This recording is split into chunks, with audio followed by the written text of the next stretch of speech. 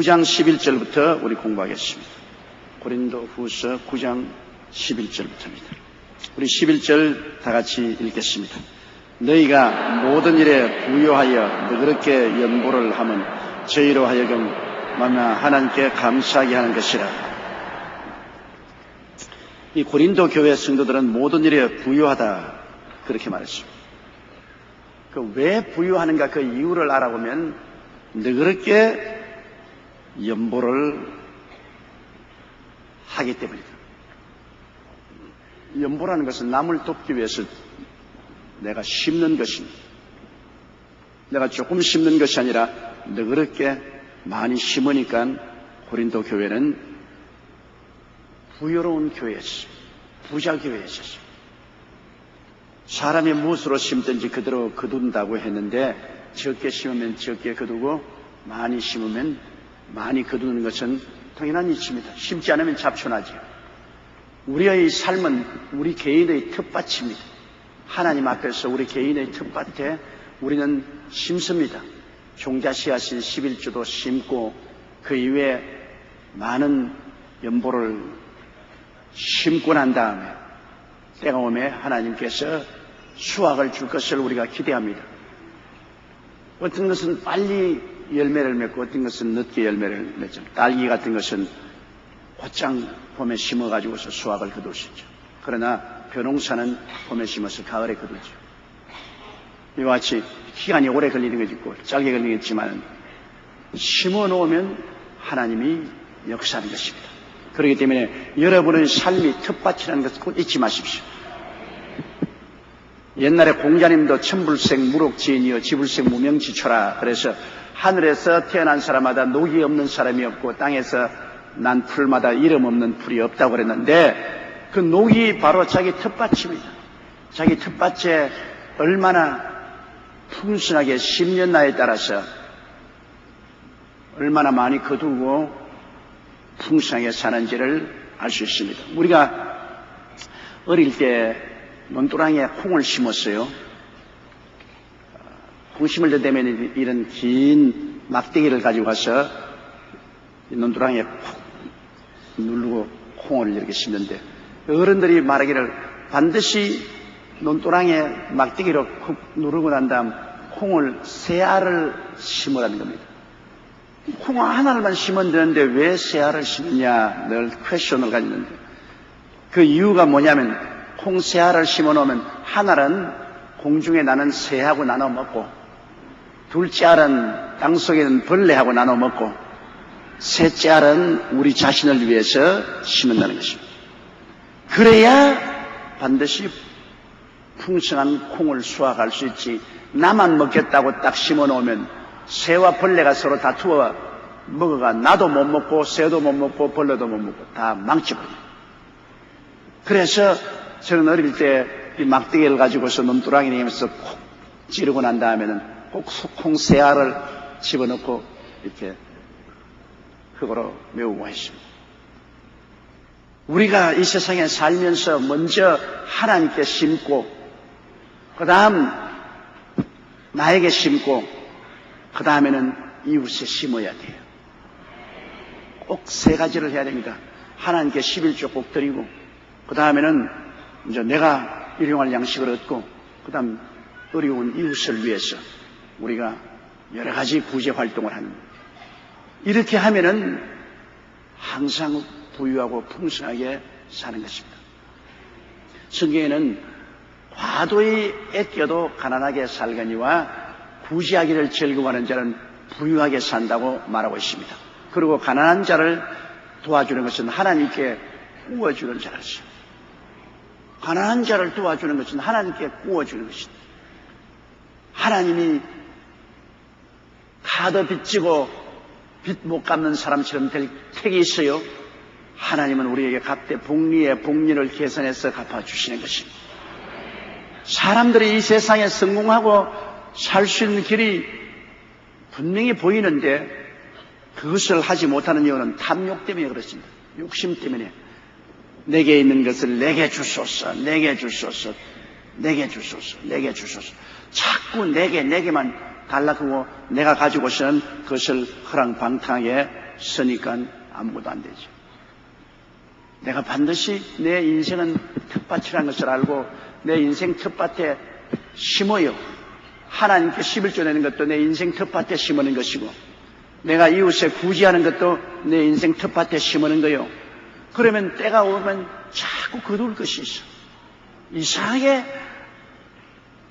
어디에서 도움이 오는지 늘 도움이 오고 늘 거두게 되는 것입니다. 그래서 부유하게 살게 되는 것입니다. 고린도 교인들은 바울 선생 등이 말하기를 너희가 모든 일에 부유하다. 모든 일입니다. 영혼이 잘 됨 같이 범사에 잘 됨이야 강건한 모든 일입니다. 한두 가지가 아닌 것입니다. 개인도 가정도 생활도 사업도 모든 일에 항상 모든 것이 부유하다. 왜 그 이유가 있느냐? 그것은 너그럽게 연보를 하기 때문이라는 것입니다. 너그럽게 연보를 하면 저희로 우리로 말미암아 하나님께 감사하겠네. 그러니까 연보를 해서 고린도 교인들의 연보가 어려움을 당하는 예루살렘에 있는 성도들에게 도와주니까 또 연보를 받는 사람들은 또 얼마나 하나님께 감사하며 연보 준 사람에게 복 주시라고 또 얼마나 축복을 해줍니까? 그러니 주는 자가 받는 자보다 복이 있다고 물질을 주면 내 텃밭에 심는 것이 되고 또 받은 사람이 그냥 넙적 받아 먹지 않잖아요. 받고 난 다음에는 아이고 감사합니다. 복 받으세요. 난 줄 것 없으니까 입술로만 축복을 할 테니까 복 받으세요. 그것도 다 가물에 메마른 땅에 단비가 되는 것입니다. 그래서 내 텃밭에 심어서 좋고 남에게 도와줘서 그분들이 만족하고 감사해야 하나님께 감사드리고 또 도와준 사람에게 복 주시라고 하나님께 기도해주고 참으로 좋은 것입니다.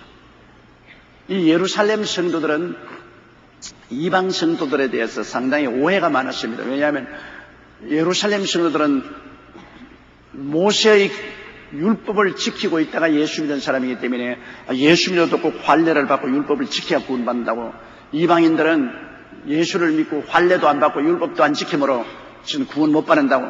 그래서 늘 충돌이 있었습니다. 그들은 문화적인 충돌이지요. 이방인들은 아브라함의 후손이 아니기 때문에 태어나서 8일 만에 할례 안 받았어요. 그리고 그들에게는 시내산에서 준 율법을 받은 적이 없기 때문에 그대로 살지 않았습니다. 근데 유대민족들은 그들은 아브라함 때부터 문화가 그렇습니다. 태어날 때 8일 만에 할례 받고 그 다음에는 율법과 계명을 반드시 지킨다. 예수를 믿고 난 다음에도 그래야 구원받는다. 그러므로 이방인들은 그렇게 안 하므로 구원 못 받는다. 이래서 종교적인 문화적인 충돌이 늘 있었는데 이방인들이 연보를 모아서 유대인들에게 사랑을 베풀어 주니까 얻어먹고 마음이 안 녹을 사람이 누가 있습니까? 얻어먹고 나니까 참으로 이방인의 사랑에 대해서 감동을 느꼈다. 그래서 반드시 환례만 받았을 되는 것이 아니구나. 반드시 율법만 지켜야 되는 것이 아니라 예수 믿고 성령 안에서 사랑을 실천하는 것이 구원의 도리다.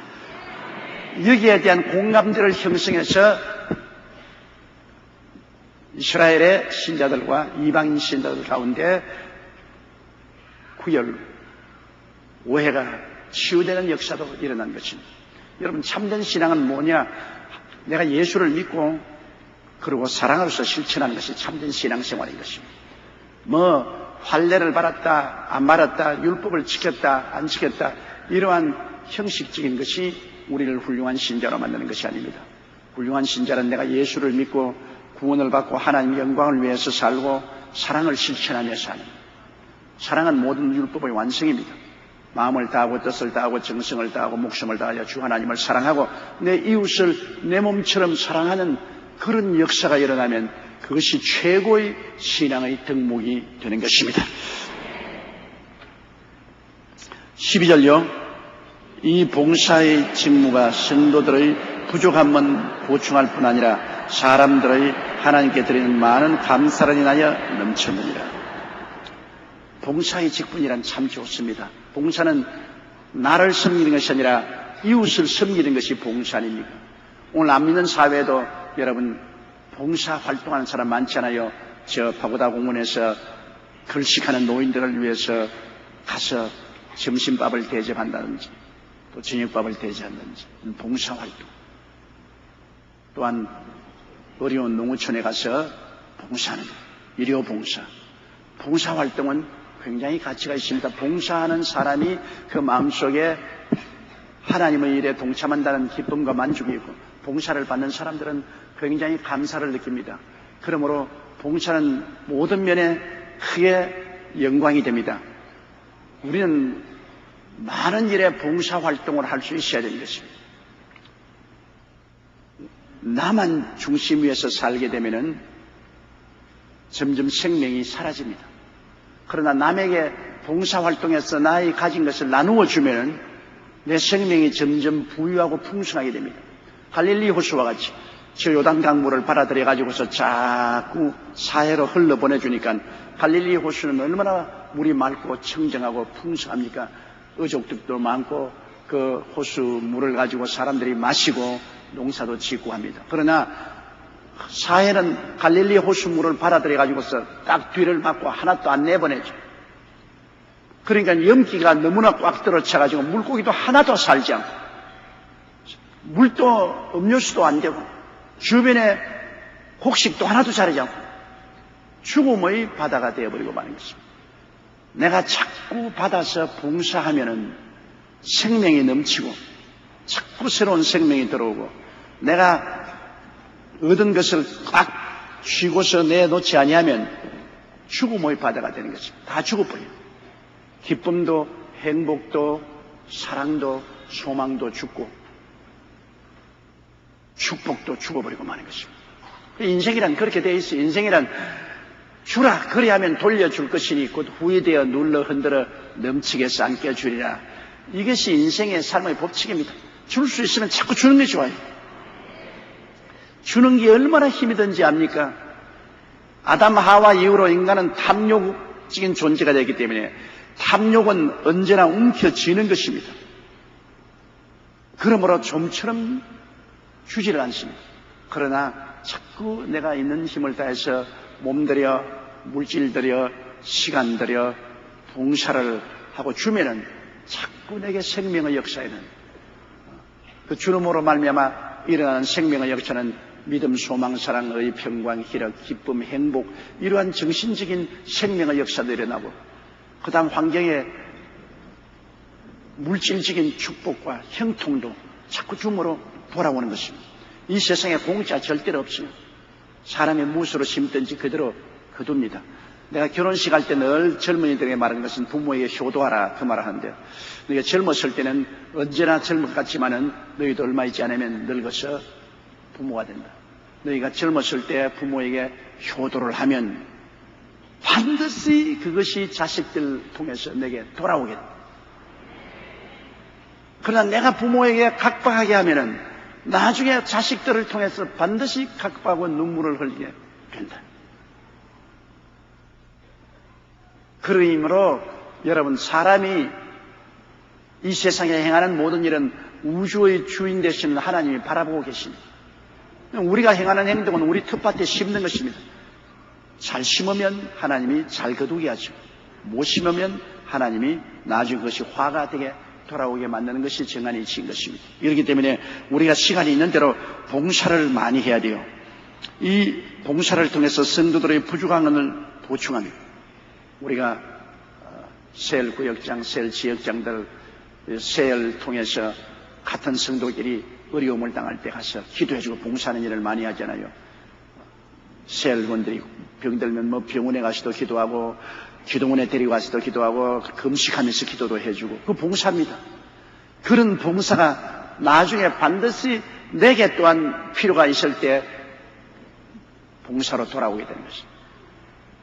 이러므로 우리는 있는 힘을 다해서 우리가 선을 베풀 수 있을 때 열심히 봉사해야 돼요. 선을 베풀 수 없을 때는 못하지. 내게 힘이 있을 때, 물질도 내게 있을 때 많이 도와줘 놓으면 내가 어려울 때 도움이 오는 것입니다. 내가 힘이 있을 때 남을 많이 도와줘 놓으면 나중에 내가 힘이 없을 때 많은 도움이 돌아오게 되는 것입니다. 사람은 자기의 운명을, 자기가 하나님 주신 운명을 부유하기도 하고 가난하기도 만드는 것입니다. 그것이 우리가 주느냐 쥐고 있느냐의 문제인 것입니다. 남에게 대접을 받고자 하는 대로 먼저 남을 대접하라. 먼저 남을 대접을 해놓으면 그 사람이 나중에 내게 신시진 대로 나를 대접하는데, 남은 대접 안 하고 나보고 대접하라 그러면 안 하죠. 나는 내가 아는 목사들 중에 내가 피하는 목사가 여러 명 있는데요, 만나기만 얻어먹고 입 딱 닫아버려.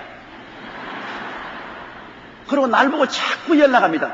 뭐 한번 안 만나주나, 아침 같이 먹자, 점심 같이 먹자, 저녁 같이 먹자, 자꾸 연락을 하는. 공짜 얻어먹으려고.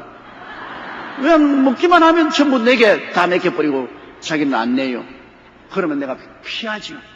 그러면 안 만나준다고 불평을 말해서도 내가 자꾸 피하는데, 어떤 목사 친구는 날 만나기만 하면은 자기가 먼저 대접하려고 애를 씁니다. 내가 자꾸 신세를 지게 되니까 나는 어찌한지 그 사람에게 대접을 해야 되겠다고 마음에 부담을 느끼게 되고, 좋은 일이 있어도 그 나누기를 원하고 기륭사간에 언제나 돕기를 원하는 것입니다. 자꾸 얻어만 먹는 친구는 부담이 되어서 나중에 얼마 있지 않다가 친구가 안 돼요. 부담이 되는 친구가 되지 말아야 돼. 내가 얻어먹었으면 또 나눠다 주고, 그렇게 하면 좋은 친구로서 계속할 수 있죠. 봉사, 이것은 굉장히 중요합니다. 봉사의 직무가 성도들의 부족함만 보충할 바 아니라 사람들의 하나님께 드리는 많은 감사를 인하여 넘쳤다. 보통 때는 하나님께 감사하더라도 남에게 도움을 받고 봉사를 받으면 하나님 감사합니다, 하나님께 영광이 돌아가지 않습니다. 감사 전혀 안 한 사람도 남에게 도움을 받고 난 다음에 하나님께 감사할 수 있고, 그러므로 하나님 기뻐하고 하나님 영광을 받으십니다. 우리가 봉사한다는 것은 봉사 자체가 하나님께 영광 돌릴 뿐 아니라 봉사 받는 사람이 또한 전에는 감사하는 사람도 하나님께 감사하게 되니까 이게 영광스럽게 되는 것입니다. 자, 13절요. 이 직무로 증거를 삼아 너희의 그리스도의 복음을 진실히 믿고 복종하는 것과 저희와 모든 사람을 섬기는 너희의 후한 연보를 위하여 하나님께 영광을 돌리고. 사람이 말로 가지고서 아무리 사랑한다 해도 증명되지 않으면 안 되잖아요. 말만 가지고는 안 되잖아요. 여러분께서도 생활에 살아본 것처럼 여러분 남편이 나 당신 사랑하오, 나 정말 사랑하오, 한평생을 살면서 입술로만 다 그렇게 하면 나중에 뭐라 하니까 입에 침이나 바르고 거짓말해라, 그렇게 하잖아요. 사랑한다면은 그림 한 통이라도 사봐야지. 그래서 물 하나라도 주면서 사랑한다 하면 사랑이 진실한 것이 되지만, 입술로만 사랑한다는 것은 그건 거짓말인 것입니다. 입술로서 얼마인지 말할 수 있잖아요. 북한과 대한민국이 아무리 언약을 세워도 소용이 없는 것은, 아무리 국가 간 계약을 해도 북한이 안 지키지 않아요. 계약을 아무리 해도 우리 다 전쟁 안 하고 평화롭게 잘 삽시다 해놓고 난 다음 자기들은 기회만 있으면 남방을 침략하기도 하고 우리 해군 군함에 포격을 가하기도 하고 간첩을 내보내기도 하고, 그리고 자기 마음대로 약속한 것도 포기해버리기도 하고. 그러므로 아무리 언약을 하든지 아무리 약속을 하든지 행동으로 옮겨지지 아니하면 거짓된 것입니다. 말로만은 안 되는 것이에요. 행함이 없는 믿음은 죽을 믿음이라. 그 말이 바로 하나님이 하신 말씀입니다. 하나님은 믿음을 보시지 믿음을 주님께서 느끼는 것은 아닙니다. 우리의 믿습니다 하면 보여다오. 바로 나사로의 무덤에 가서 마리아와 마르다 보고 주님이 뭐라고 했습니까? 무덤에 돌문을 옮겨 놓아라. 마르다와 말해요. 주여, 우리 오라버니가 죽어서 무덤에 들어간 지 나흘이 되어 썩은 냄새가 나나이다. 그러므로 못 옮겨 놓겠습니다. 그거 안 믿는 거 아닙니까? 그러니 주님이 호통을 쳤지요. 내가 네게 말하느니 하나님을 믿으면 하나님의 영광을 보리라 하지 않느냐. 그럼 하나님을 믿는지 안 믿는지 어떻게 합니까? 행동을 하라는 거죠. 돌을 옮겨 놓아라. 안 믿으면 절대로 안 옮겨 놓을 것이고, 믿으면 돌을 옮겨 놓아요. 그래요. 호통을 듣고 그들은 돌을 옮겨 놓았습니다. 그 믿음이라는 것이 기분이 아니지 않습니까? 돌을 옮겨 놓을 기분이 있으니까 돌을 옮겨 놓겠다. 마음이 기쁘니까 돌을 옮겨 놓겠다. 마음에 감동이 오니까 돌을 옮겨 놓겠다. 몸이 찌릿찌릿하니까 돌을 옮겨 놓겠다. 그런 거 아닙니다. 믿음이란 그런 감각이 아닙니다. 믿음은 눈에는 아무 증거 안 보이고 귀에는 아무 소리 안 들리고 손에는 잡히는 거 없고 아무런 느낌도 없고 마음의 행복도 안 하고 마음의 우울하고 절망이라도 주님의 말씀대로 실천하는 것이 믿음인 것입니다. 실천이 믿음이에요. 마르다와 마리아는 오라버니가 죽어 나흘이 되어서 한숨 잠도 안 자고 늘 울었고 못 먹었고 마음에 고통스럽고 몸은 괴롭고 우울하고 기분이 하나도 안 되겠습니다. 할렐루야 말도 할 때도 안 나와요. 그런 기분에 주님께서 돌문을 옮겨 놓아라 하는데 믿음이 생길 때가 어디 있어? 감정적인 믿음이라면 아무것도 안 생기죠. 아무런 감정적인 것이 안 됩니다. 그러나 주님이 말하는 믿음은 감정이 아닙니다. 기분이 좋으니까 믿음이 있구나. 기분이 나쁘니까 믿음이 있구나. 와, 성령의 불을 받아 몸이 화끈화끈하니까 믿음이 있구나. 성령의 불을 안 받아서 냉랭하니까 믿음이 없구나. 그거 아닙니다. 믿음이라는 것은 눈에 보이는 행동을 말하는 거죠. 그들은 완전히 주님의 명령에 대해서 부인했습니다. 주여, 오라버니가 무덤에 들어간 지 나흘이 되어 지금 썩은 냄새가 무덤 밖으로 나오고 있습니다. 그러니 주님께서 그래 냄새나고 기분 나쁘지 믿음이 없구나 그만 포기하라 그랬습니까? 안 했습니다. 내가 네게 말하노니 내가 믿으면 하나님의 영광을 보리라 하더니요. 그럼 주님께 믿음을 어떻게 보여줍니까? 기분이 좋지 않아 돌문을 옮겨놓는 행동으로 믿음을 보여줍니다. 그들은 울면서 돌에 매달려서 돌문을 열어놓았습니다. 썩은 냄새가 등천을 했죠. 그러나 예수님은 그 믿음에 입각해서 그들의 감정에 입각해서 아닙니다. 기분에 입각해서 아니에요. 그들의 행한 믿음에 입각해서 그 무덤 앞에 서서 나사로야 나오라. 나사로가 살아서 나와버렸죠. 믿음은 기분으로 여러분 좌지우지하면 안 됩니다. 믿음은 기분이 아닙니다. 느낌이 아닙니다. 믿음이란 기분이 안 나고 느낌이 없어도 말씀대로 실천하는 것입니다. 행동하는 것입니다. 행동하는 믿음입니다. 그러므로 행함이 없는 믿음은 죽은 믿음입니다. 아무리 믿습니다 해도 행하지 않으면 죽은 믿음입니다. 우리가 예수 믿는다는 것은 행동을 하는 것입니다. 주일날 교회 나오는 것은 행동 아닙니다. 행동하는 믿음입니다. 주님 믿는다는 것은 우리가 11조 드리는 것, 행동하는 것입니다. 이게 믿음 아닙니다. 또 남에게 내가 예수 그리스도를 전도하고 자랑하는 것, 그 행동으로 옮기는 것이 믿음 아닙니까? 그러므로 믿음은 눈에 보이는 거예요. 아, 나는 사람들이 다 몰라줘도 내 속으로 믿음을 가지고 있다. 거짓말입니다. 그건 빨갱이보다 더한 거짓말이에요. 믿음은 눈에 보이는 거예요. 저 사람 믿음이 있다. 저 사람 믿음이 없다. 무엇으로 합니까? 행위로 하는 것이죠. 그가 실천하는 것이고. 그렇기 때문에 고린도 교인들이 믿음이 참 많다. 이 직무로 증거를 삼아 너희 그리스도의 복음을 진실히 믿고 복종하는 것과 저희와 모든 사람을 섬기는 너희 후한 연보를 인하여 하나님께 영광을 돌린다. 왜냐하면 고린도 교인들이 다른 교회보다도 믿음이 많다.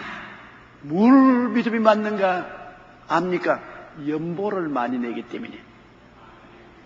중요합니다. 사람들은 말하기를 지가 돈 깨나 있다고 돈 좀 낸다고 믿음이 있어. 나는 돈 못 내도 믿음은 너보다 좋아. 그건 자기 말입니다. 하나님은 그렇게 안 봐요. 행함이 없는 믿음은 죽은 믿음이라. 다른 것은 다 재해보지 못해도 믿음은 재해볼 수 있는데 뭐로 재느냐? 물질로 재해볼 수 있습니다. 예수님께서 뭐라고 했습니까? 내 물질이 있는 곳에 내 마음도 있나니라. 마음에 믿음이 있는지 없는지는 그가 어떻게 물질과 봉사를 하느냐가 척도가 되는 것입니다. 남이야 누구라고 말하는지간 믿음 없이는 물질과 봉사 안 합니다. 여러분 아침에 일찍 일어나서 내가 주일날 새벽에 오면 우리 남녀 선교회 회원들 저 길거리에 서서 벌써 봉사하고 있습니다. 에이, 지 뭐 새벽에 나와서 교통 정리하고 봉사하고. 그래도 나는 그런 걸 안 해도 내가 믿음이 더 많다. 그건 자기 생각이지. 하나님은 그렇게 생각 안 해요. 하나님은 그 사람들 보고 너 믿음이 크도다. 아침 잠 안 자고 나와가지고서 봉사하는 그 행동이 그 믿음이 크도다. 그분들이 믿음으로 기도할 때 하나님 들으시고, 나는 아무 봉사도 안 하고 행동도 안 하면서 나는 마음에 뜨거운 믿음을 가지고, 그건 자기 느낌이죠. 느낌은 믿음이 아닙니다. 자기 감정이죠. 자화자찬이죠. 그건 믿음이 아니죠. 실천하는 믿음이 믿음인 것입니다. 고린도 교인들이 칭찬을 받은 것은 이 고린도 교인들이 자기들 쓰지 않고 연보를 많이 내어서 이웃에 고난당하는 성도들을 위해서 돕겠다고 남았다. 이것이 모든 사람이 보는 앞에서 믿음의 증거가 되었다. 이야, 고린도 교회 대단하다. 고린도 교회가 그 많은 연보를 내어서 예루살렘 교회를 도와주었다. 그러므로 모든 사람 앞에 증거가 되었어요. 믿음의 증거가 되었다. 무슨 일에도 증거가 있어야 되지 않습니까? 사랑하는 것도 증거가 있어야 되고, 충성하는 것도 증거가 있어야 되고, 헌신하는 것도 증거가 있어야 되는데, 고린도 교인들의 믿음의 증거가 딱 있어요. 그만한 연보를 낸 교회하고 연보를 안 낸 교회하고 차이가 되십니까? 뚜렷하겠지요.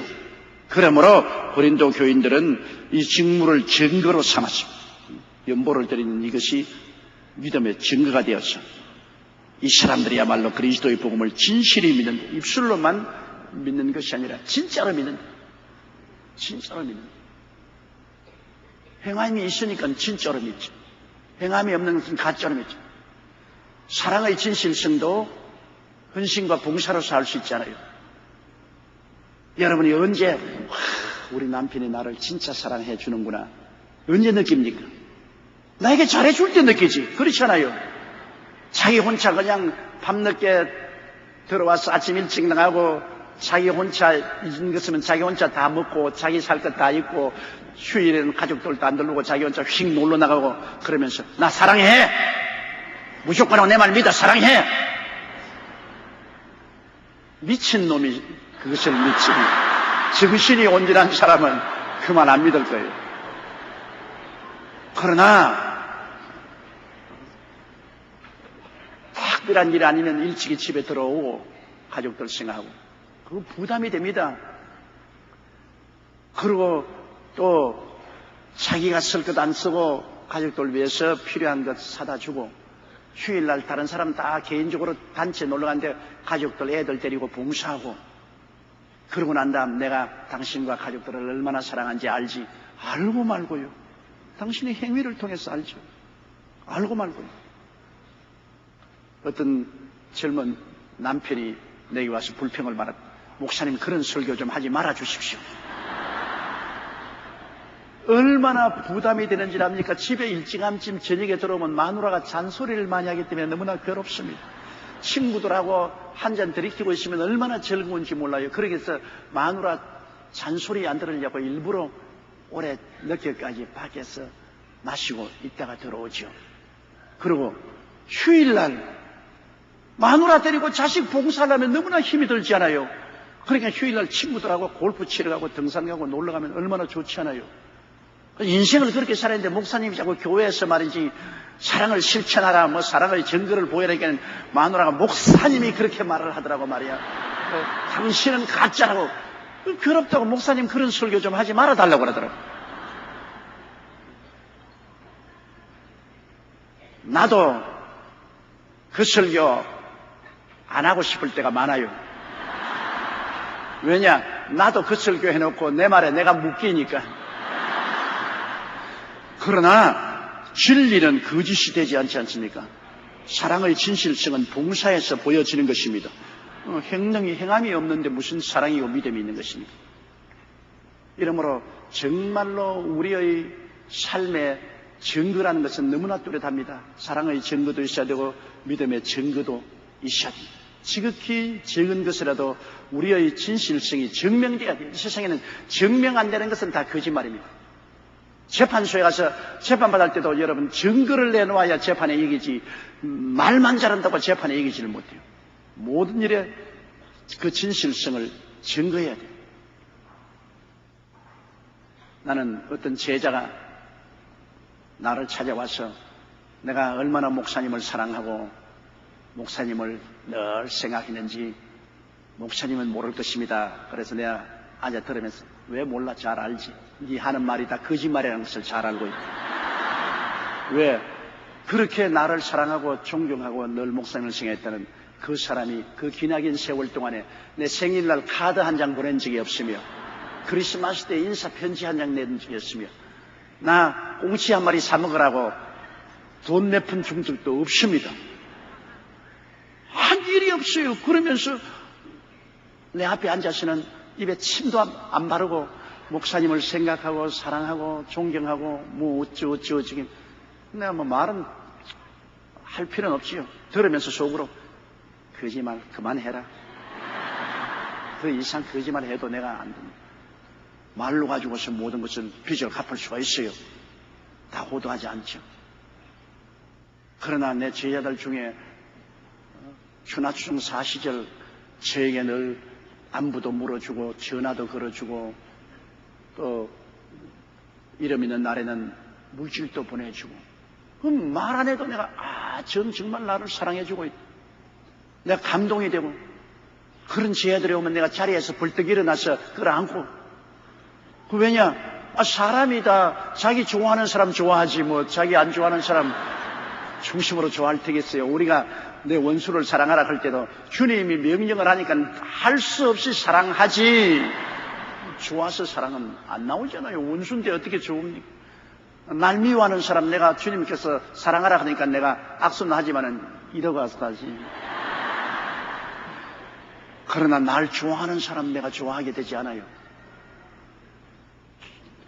그와 같이 하나님도 그러시다고요. 하나님도 뭐 악한 자나 선한 자에게 다 햇빛을 비치고 비를 주시지만 그러나 하나님을 사랑하고 충성하는 사람 하나님이 더 사랑하지 않아요. 성경에도 제가 나를 사랑한 적 내가 저를 건지려고 했는데 하나님도 그렇다고.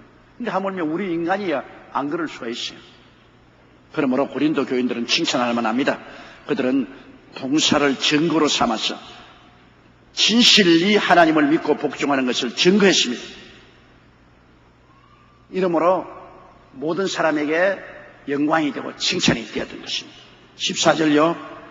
또 저희가 너희를 위하여 간구하며 하나님의 너희에게 주신 지극한 은혜를 인하여 너희를 사모하는 것.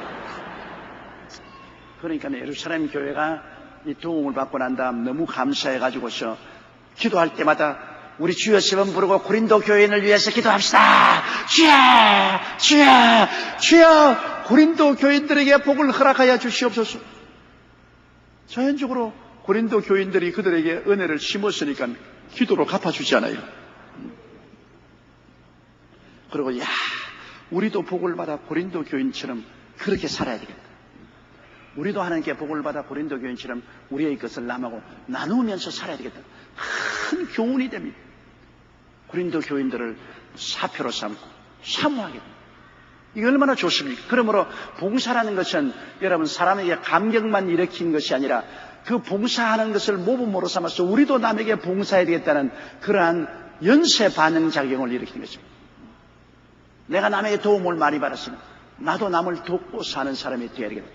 종종 제가 그런 편지가 옵니다. 심장병 어린이들에게 우리가 부지에서 심장병 수술을 해주지 않습니까? 그럼 고맙다는 편지가 오는데 거의 천편일률적으로 오는 편지가 있습니다. 내가 순복음교회 성도들을 통해서 도움을 받아 심장병 고침을 받았으니 커서 훌륭한 사람이 되어 나도 남을 도와줄래요. 나도 남을 도와줄래요. 꼭 그 편지, 그런 편지가 어린이들로부터 오는 것입니다. 그것은 우리에게 봉사를 받았으니 그것이 그 마음속에 큰 감격을 주어서 나도 다른 사람을 섬기며 살겠다는 그러한 마음을 일으키는 동기가 되어주는 것입니다. 그 성경이 바로 그렇게 말하고 있습니다. 또 저희가 너희를 위하여 간구하며 은혜를 받았으니 간절히 기도해주고 너희에게 주신 지극한 은혜를 인하여 너희를 사모한다. 저렇게 훌륭한 성도들이 있구나. 우리가 그 모범을 따라서 우리도 그렇게 살아야 되겠다. 그러한 일이 생기는 것이므로 봉사와 헌신은 하나님께 영광될 뿐 아니라 많은 사람에게 봉사와 헌신을 할 수 있는 그러한 동기를 제공해 주는 것입니다. 그렇기 때문에 이건 참 좋은 일인 것입니다. 15절요. 말할 수 없는 그의 은사를 인하여 하나님께 감사합니다. 여러분 성령이 이 봉사의 직분을 나중에는 끝에 가서 말할 수 없는 그의 은사를 인하여 하나님께 감사했습니다. 너무나 성령님도 감동을 했어요. 사람이 어려운 가운데 물질을 가지고서 봉사하는 것은 말할 수 없는 은사라고. 하나님의 은혜를 받아야 물질이 나와요. 은혜를 안 받으면 물질 안 나와요. 물질이 뭡니까? 우리 생활의 피와 같습니다. 생활의 피와 같아요. 피와 같은 그 물질을 내가 은혜 안 받고 내놓습니까? 은혜 안 받으면 꽉 쥐고 있죠. 그러나 이 물질을 내가 봉사로 하나님 사업을 위해서 드린다는 것은 내가 은혜를 받으면 아까운 것이 하나도 없어요. 옛날에 우리 취하실 목사님이 신학교 시절에 그 샤틀 공장 사장을 하셨는데 인천에 가서 샤틀 공장 기계 북 있습니까? 북이 왔다 갔다 하는 그거를 감나무를 가지고서 진주에서 공장에서 만들어 가지고서 각 방직 회사에 납품을 했는데 인천에 가서 그 방직 회사에 납품을 해서 돈을 한 보따리 가지고서 서울로 올라오다가 모 목사님이 집회하는 집회에 참석해서 은혜를 받고 난 다음에 감동을 해가지고서 그 수고만 돈을 다 줘버리고 왔어요. 그래 신학교에 들어와서 자기도 빚이 많이 짊어지고 있고 공장이 지금 파산지경에 이르렀는데 그 수고만 돈을 집회에 가서 은혜 받고 다 줘버렸어요. 내가 보니까 미친 사람 같더라고요. 내가 그때 집사님인데 최 집사님 바른 정신으로 했습니까? 돌았습니까? 도대체 공장 운영 자금을 얻어 나오며 지금 직원들 월급도 줘야 되고 제품도 구입해야 되는데 어떻게 해서 그런 바보 같은 일을 했습니까? 그러니까 최 목사님이 잘 울어요. 손수건을 또 엉엉 울면서 너무 은혜를 받아서 그냥 다 줘버렸잖아요. 그래서 그때 나는 이상하게 생각했습니다. 은혜를 받으면 저렇게 되는가? 그럼 은혜 안 받아야 되겠는데. 은혜 받으면 큰일 아니가. 결국 최 목사님 그 사업 망했어요. 그래가 다 공중분해하고 말았는데. 그러나 그렇게 은혜를 받아서 물질을 다 주님께 드린 그 연으로 최재실 목사님이 세계적인 인물이 되지 않았습니까? 하나님이 축복을 부으신데 그 돈 가지고는 절대로 살 수 없는 집이나 명예나 은혜를 그 일생에 누릴 수가 있을 것입니다. 하나님은 절대로 여러분 빚지지 않습니다. 사람이 무엇으로 심든지 그대로 거두는 것입니다. 그러므로 은혜 안 받고야 그럴 수가 있나요? 우리 성도들도 보면은 은혜를 받은 성도는 물질을 많이 드립니다. 주님께 애끼지 않고 11조는 반드시 드리고 선경험도 드리고 봉사활동에 물질이 있는 대로 드려요. 그런데 은혜를 받지 못한 사람은 안 그래요. 연보 때 가방에 손 넣었다가 혹시 10,000원짜리 나오면 기겁을 하고 집어넣고 1,000원짜리 샀습니다. 이 구라파나 미국에는 이런 쟁반에다가 헌금을 하는데 내가 종종 보면 자기 돈을 거기 넣고 거기 먼저 보낸 사람에게 그 슬럼돈 거기서 주워가는 것은 많아요. 10불짜리밖에 없으면 자기는 2불 내고 싶으면 10불을 갖다가 쟁반에 넣고 8불을 거기에서 거두어내요. 거두어내서 포켓에 집어넣어요. 참 하나님 보실 때 얼마나 답답하겠는가. 연보를 내기 싫은 사람들이 모여가지고서 서로 의논을 했습니다. 나는 하나님께 헌금을 드리는데 이 물질을 가지고 공중에 탁 던진다. 하나님이 넓적 받으시는 것은 하나님 가져가고 떨어지는 것은 다 내가 그냥 쓴다. 요사이는 하나님이 어떻게 되는지 아무리 내 공중을 던져도 하나님이 안 받으시더라. 그럼 나보고 다 쓰라는 것이다. 그런 가짜가 어디 있어요? 어떠한 사람은 동물뱅이, 나는 땅에다가 동물뱅이를 이렇게 그려놓고 난 다음에 연보 드릴 것을 이쪽에서 탁 던져가지고 동물뱅이 안으로 떨어진 건 하나님 가져가시고 동물뱅이 밖에 떨어진 건 내가 동물뱅이 그려놓고 바깥에서 던지는데 동물뱅이 안에 떨어질 게 어디 있어요? 어떠한 집에 소가 상둥이 새끼를 낳는데 노란 송아지와 흰 송아지를 낳았어요. 그 부인이 예수를 잘 믿는데 여보 그 중에 한 마리는 하나님께 드립시다. 드려야지. 그 2마리 중에 한 마리 그럼 어느 것이라고 지적을 하시. 지적은 할 필요 없어. 훗날에 가서 한 마리를 드리면 될 테니까 걱정하지 마라. 그렇게 키우다가 흰송아지가 죽었어요. 그 남편이 와서 나 이제 드릴 필요가 없어. 나는 속으로 흰송아지 드리려고 작정을 하고 있었는데 흰송아지가 죽었으니까 하나님께 안 드려야 된다. 하나님께 안 드리려면 온갖 변명 다 해요. 은혜를 안 받은 사람은 온갖 변명을 다 해요. 그러나 은혜를 받은 사람은 다 드려요. 저는 종종 옛날에 가난한 시절에 하나님 앞에 나와서 다 내놓고 난 다음 돈이 없어가 몇십 리를 걸어다닌 적이 있습니다. 불광동에서 목회할 때 그때 돈이 없잖아요. 그런데 나무 집회에 가서 은혜 받고 난 다음에 버스비 있는 거 다 끄집어내서 줘버리고 그리고 몇십 리를 걸은 적이 있습니다. 그래도 마음이 얼마나 기쁘던지 몰라요. 하나님께 드리면 기쁘다고. 사람에게 드리면 아까워요.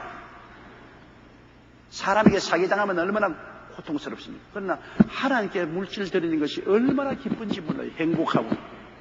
그러고 난 다음에 하나님 앞에서 축복받을 것을 기대하니 얼마나 감사해요. 반드시 하나님께 물질을 드리는 사람은 하나님이 기적적으로 보답해 주실 것을 기대해야 되는 것입니다. 그냥 주라 그래야 하면 돌려줄 것이라고 말했는데 돌려줄 것을 기대 안 하면 또 안 돼요. 하나님께 헌금하고 축복받을 것을 기대하는 것은 그건 고약한 일이다. 안 고약한 일이에요. 성경에 하나님이 주라 그러면 돌려줄 것이니까 돌려줄 것을 기대하라는 것입니다. 오병이어로 5,000명 모이고 12바구니 남은 것은 어린아이에게 돌아갔고 사렙다의 과부가 보리떡 마지막 빵과 물 한 그릇 엘리야에게 드리고 난 다음엔 3년 6개월 동안 밀가루와 기름이 돌아온 것입니다. 기대해야 돼요. 저는 하나님께 심고 난 다음 꼭 기대하는 것입니다. 내가 주님께 심었으니 하나님이 반드시 하나님의 때에 하나님 방법으로 30배, 60배, 100배가 되어서 돌릴 것을 기대하고 또 그 기대대로 하나님이 이루어 주십니다. 그렇기 때문에 내 생애의 텃밭에 내가 항상 심지요. 농사 아무리 지어도 수확할 것을 기대 못한다면 누가 농사 짓겠어요? 농사 지으면 반드시 수확을 할 것을 기대하기 때문에 땀을 흘리고 농사 짓잖아요. 우리도 여기에 우리의 마음의 텃밭에 하나님께 11조도 드리고 헌물도 드리고 심는 것은 하나님이 적당한 때에 하나님의 방법으로 나에게 30배, 60배, 100배로 수확을 주실 것을 믿기 때문에 심는 것입니다. 사랑을 심으면 사랑이 돌아옵니다. 믿음을 심으면 믿음이 돌아옵니다. 헌신을 심으면 헌신이 돌아오는 것입니다. 물질을 심으면 물질이 돌아오는 것입니다. 이 세상에는 심고 거두는 법칙으로 이루어진 것입니다. 이 세상 주변을 살펴보세요. 만물이 다 심고 거둡니다.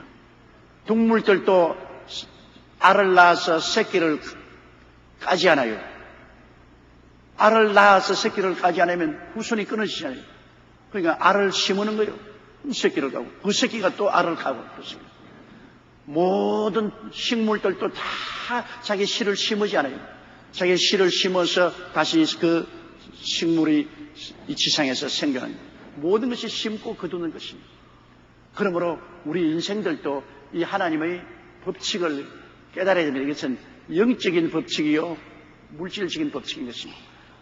구원도 그래서 하나라의 미랄이 땅에 있으면 그들의 그녀 죽으면 많은 열매를 맺는다고. 예수님이 내가 하나라의 미랄이다. 내가 살아있으면 내 혼자 있지만 내가 죽으면 많은 열매를 맺는다. 그래서 예수님이 생명의 씨앗이 되어서 십자가에 우리 인류를 위해서 몸짓고 피 흘려 죽으심으로 오늘날 얼마나 많은 열매를 맺었습니까? 예수님의 생명의 씨앗을 받아서 맺은 열매가 여러분 아닙니까? 구원도 여러분 심고 거두는 법칙에 의해서 구원이 오는 것입니다. 미국 사람들이 한국에 와서 목숨을 바쳐서 복음을 심었기 때문에 오늘날 우리 한국에 1200만의 기독교인들이 예수를 믿고 구원을 받게 됐습니다. 누가 심든지 심어야 거두는 것입니다. 심지 않으면 거두지 못해요. 우리 여의도 순복음교회를 주님께서 세우셔서 오늘날 한국과 전 세계 복음을 전하게 하십니다. 우리가 자꾸 심어야 돼요. 심으면 우리에게 하나님의 축복도 돌아오고 하늘나라도 왕성해지는 것입니다. 그러므로 여러분께서 꼭 아세요. 하늘님께 심고 내게 심고 이웃을 위해서 심는 그런 생활을 반드시 하십시오. 그러면 여러분이 기도가 응답되고 부족함이 없는 삶을 살게 되는 것입니다. 하나님은 이 성경 말씀대로 모든 일에 항상 모든 것이 넉넉하여 모든 착한 일을 넘치게 하려 함이라고 말하는 것입니다. 내가 착한 일을 넘치게 하면 그것이 또 연쇄반응을 일으켜서 모든 일에 항상 모든 것이 넉넉하도록 추수를 거두게 만들어주는 것입니다. 심고 거두는 법칙은 언제나 연쇄반응을 일으키는 것입니다. 여러분께서 남에게 많이 축복을 해주면 여러분에게 축복이 돌아오고, 남에게 많이 기도하면 여러분에게 또 다른 사람이 기도로서 축복해 주는 것입니다. 난 오랄 로버트 목사님 설교 중에 그런 말을 들었습니다. 자기 대학에 여자 교수가 있는데 이 유방암으로 너무나 고통을 당하고 하나님 유방암을 고쳐달라고 기도를 하고 있으니까 하나님 말씀에 너 위해서 기도하지 말고 자기가 아는 다른 사람 남자가 위암으로 죽어가고 있는데 그 위암으로 죽어가는 사람이 낫게 하기 위해서 기도하라고. 그래서 자기도 아픈데 괴로운데 철회하고 금식하면서 그 위암 환자가 낫도록 간절히 기도를 하다가 보니까 나중에 자기의 유암이 나아버렸어요. 내가 다른 사람의 치료를 위해서 심으니까 치료가 돌아와서 자기가 치료되고 마는 것입니다. 따라 말씀해서 주라. 그래야하면 돌려줄 것이니 곧 후이되어 눌러 흔들어 넘치게 하여 안 깨어주리라. 줄 때는 조금 주고 받을 때는 막 굉장히 받습니다. 괴로 주고 말로 받는다. 굉장히 하나님은 좋은 하나님이라 여러분의 심는 씨에 대해서 풍성하게 해서 돌려주기를 원하시는 하나님이십니다. 그러므로 심고 거두는 법칙은 물질에만 적용하지 말고 모든 일에 적용하십시오. 사랑도 심고 축복도 심고 기도도 심고 물질도 심고 봉사와 헌신도 심고 그 심는 것이 다 여러분의 마음에서 우러나서 하기 때문에 마음의 텃밭에 심은 것입니다. 나중에 거두게 되는 것입니다.